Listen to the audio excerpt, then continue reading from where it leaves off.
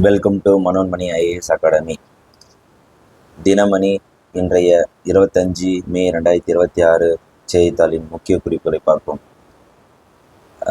விரைவில் India America வர்த்தக ஒப்பந்தம். ஸோ பார்த்தீங்கன்னாக்கா அமெரிக்காவுடைய வெளியுறவு அமைச்சர் மார்க்கோ ரூபியோ, இந்தியாவுடைய வெளியுறவு அமைச்சர் எஸ் ஜெய்சங்கர். ஸோ இந்த செய்தியில் நுழைவு இசைவு அப்படின்னா வீசாவுடைய தமிழ் பெயர் நுழைவு இசைவு அப்படின்னு சொல்லுவோம்.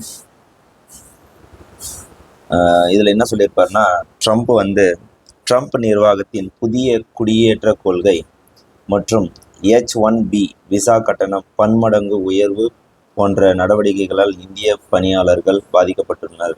ஸோ இங்கிருந்து அங்கே போயிட்டு பணி செய்கிறவங்களுடைய பாதிப்பு இந்த கட்டணம் பன்மடங்கு அதிகமாக டேக்ஸ் கலெக்ட் பண்ணதுனால பாதிக்கப்பட்டிருக்கிறதாகவும், அமெரிக்காவின் கிரீன் கார்டு நிரந்தர குடியிருப்பாளர் அட்டை. ஸோ கிரீன் கார்டு அப்படின்னாவே பொதுவாக குடியிருப்பாளர் அட்டை அப்படின்னு சொல்லுவாங்க. நிரந்தர குடியிருப்பாளர் அட்டை இது எல்லா நாட்டிலையும் இருக்குது. ஸோ அமெரிக்காவுடைய கிரீன் கார்டு பெறுவதற்கு விண்ணப்பதாரர்கள் தங்களின் சொந்த நாட்டுக்கு திரும்பி சென்று அங்கிருந்தே விண்ணப்பிக்க வேண்டும் என்ற கெடுபிடியான விதிமுறை குறித்து கவலைகள் எழுந்துள்ளன. அப்போ கிரீன் கார்டுன்றது பார்த்தீங்கன்னா, போய் சொந்த நாட்டிலேருந்து அப்ளிகேஷன் கொடுக்கணும், அமெரிக்காவில் அப்ளிகேஷன் கொடுக்கக்கூடாதுன்றதை இங்கே தெளிவாக கொடுத்துருக்குறாங்க. இதனால் பணியாளர்கள் பாதிக்கப்பட்டுள்ளனர் அப்படின்றத சொல்லியிருக்காங்க.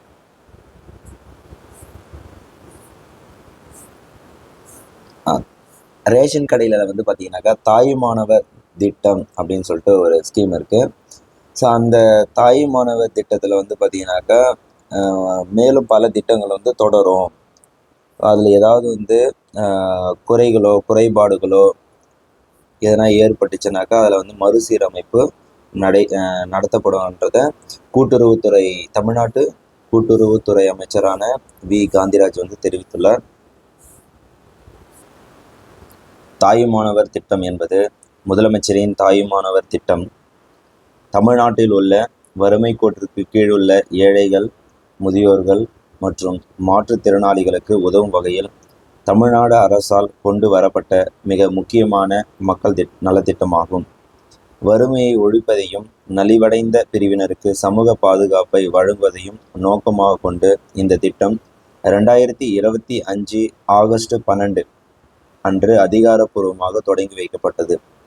இந்த திட்டத்தினுடைய முக்கிய அம்சங்கள் என்னன்னா, இல்லம் தேடி வரும் ரேஷன் பொருட்கள். ஸோ பார்த்தீங்கன்னா வண்டியில் என்ன பண்ணுவாங்க, எடுத்துன்னு டைரெக்டாகவே அதை ஏழைகள், முதியோர்கள், மாற்றுத்திறனாளிகள் என்ற 3 பிரிவினருக்கு இல்லம் தேடி ரேஷன் பொருள் வருவது தான் இதனுடைய முக்கியமான திட்டம். இத்திட்டத்தின் முதன்மையான நோக்கம் என்னன்னா, ரேஷன் கடைகளுக்கு நேரில் வர இயலாத முதியவர்கள் மற்றும் மாற்றுத்திறனாளிகளுக்கு அவர்கள் இல்லத்திற்கே நேரடியாக சென்று ரேஷன் பொருட்களை விநியோகம் செய்வதாகும்.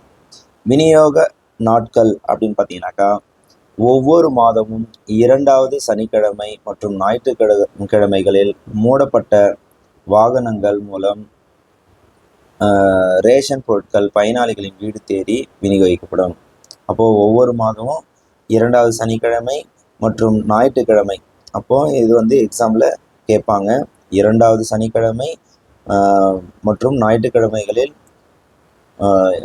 மூடப்பட்ட வாகனங்கள் மூலம் ரேஷன் பொருட்கள் பயனாளியின் வீடு தேடி விநியோகிக்கப்படும்.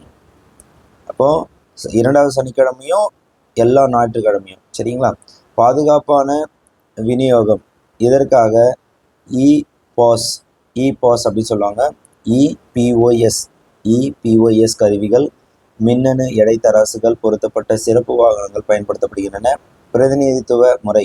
ஒருவேளை பயனாளி நேரடியாக கைரேகை வைக்க முடியாத சூழலில் நியமிக்கப்பட்ட அக்கம் பக்கத்து பிரதிநிதிகளின் கைரேகையை பெற்று பொருட்கள் வழங்கப்படும். ஸோ அவங்களுடைய கைரேகை விழலைன்னா கூட பக்கத்தில் இருக்கிறவங்களுடைய கைரேகை வாங்கி அவங்களுக்கு வழங்கப்படும் அப்படின்றத கொடுத்துருக்காங்க.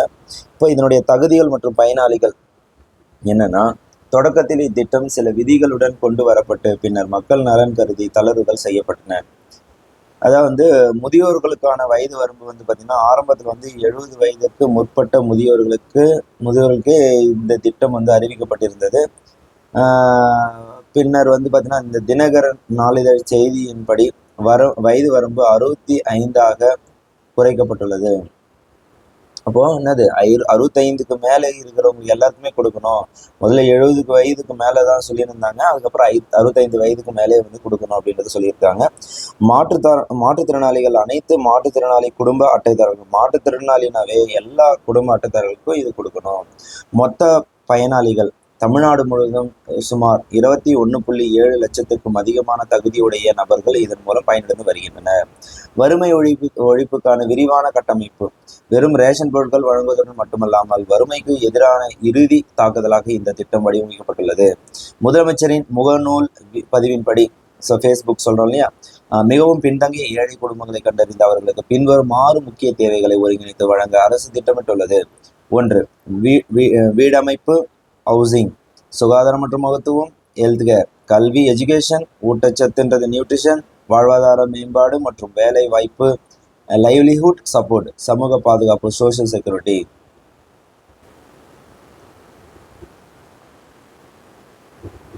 பாஜக மாநில தலைவர் நயினார் நாகேந்திரன். தமிழ்நாடு போக்குவரத்து துறை அமைச்சர் விஜய் தமிழன் பார்த்திபன். பிற்படுத்தப்பட்டோர் நலத்துறை அமைச்சர் சம்பத்குமார் ஆகியோர் கடந்த 2 நாட்களுக்கு முன்பு 10 வயது சிறுமியை கடத்தப்பட்டு கொல்லப்பட்ட வழக்கில் அவர்களுடைய பெற்றோர்களுக்கு போக்சோ நீதிமன்ற உத்தரவின் பேரில் குழந்தைகள் நலன் மற்றும் சிறப்பு சேவைகள் துறை சார்பில் ரூபாய் 7 லட்சம் நிவாரண நிதிக்கான காசோலையை வழங்கினார்கள். உயிரிழந்த சிறுமியின் குடும்பத்திற்கு பாஜக சார்பில் 1 லட்சம் ரூபாய் வழங்கியுள்ளார்கள்.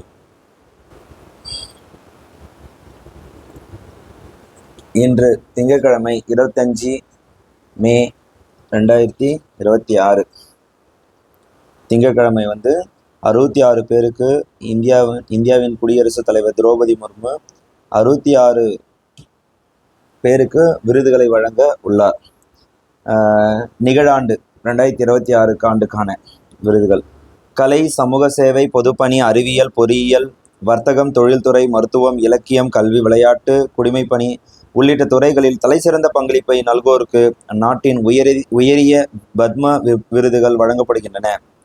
நிகழாண்டு 2026 இந்த விருது பெறுவோரின் பட்டியல் கடந்த ஜனவரி 26 அன்றே குடியரசு தினத்தையொட்டி வெளியிடப்பட்டது. 5 பேருக்கு பத்ம விபூஷன், 13 பேருக்கு பத்ம பூஷன், 113 பேருக்கு பத்மஸ்ரீ என மொத்தம் 131 பேருக்கு விருதுகள் அறிவிக்கப்பட்டன.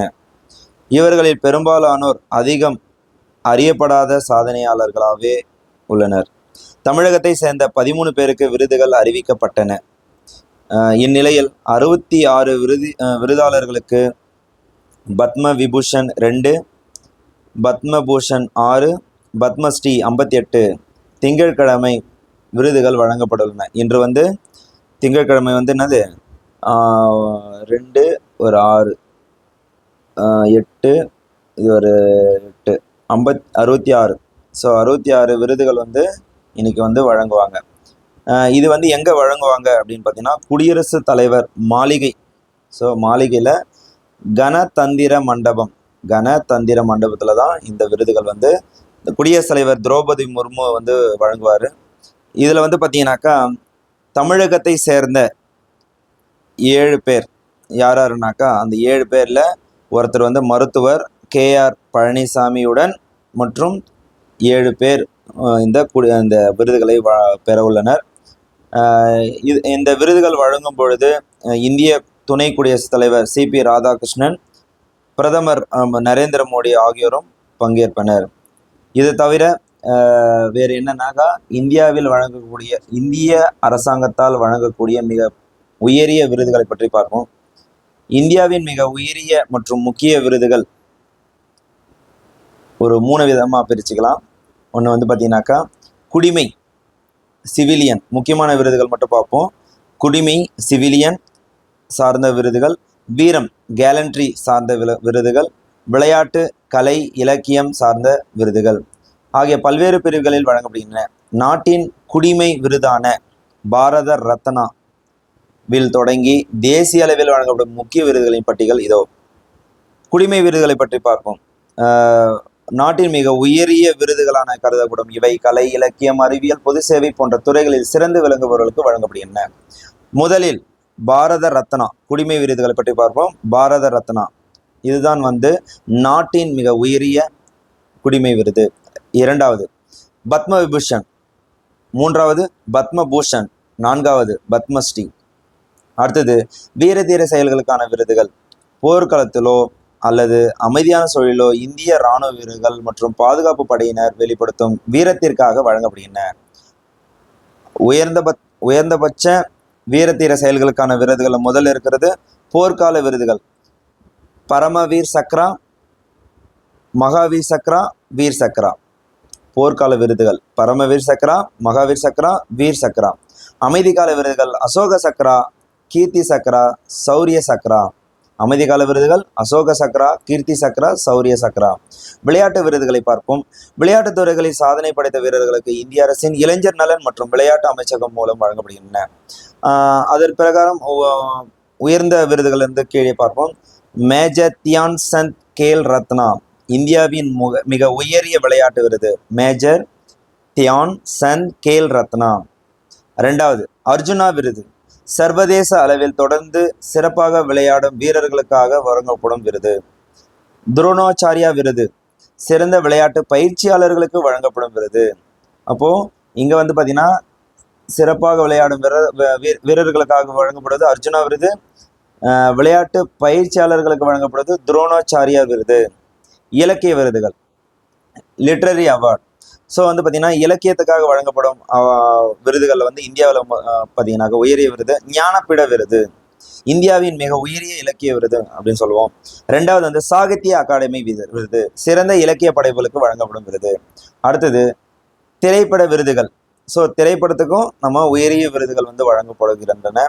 தாத்தா சாஹேப் பால்கே விருது இந்தியாவின் திரையுலகின் மிக உயரிய வாழ்நாள் சாதனையாளர் விருது.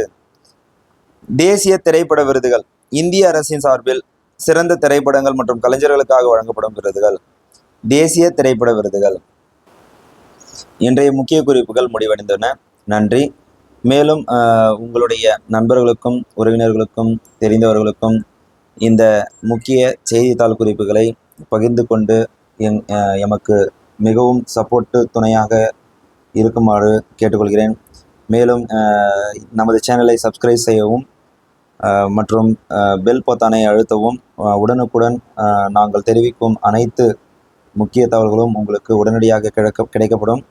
மேலும் இது போன்ற முக்கிய குறிப்புகள் யூபிஎஸ்சி, டிஎன்பிஎஸ்சி, ஆர்ஆர்பி, டிஎன்பிஎஸ்சி மற்றும் மேலும் பல அரசு தேர்வுகளுக்கு பயனுள்ளதாக அமையும். நன்றி.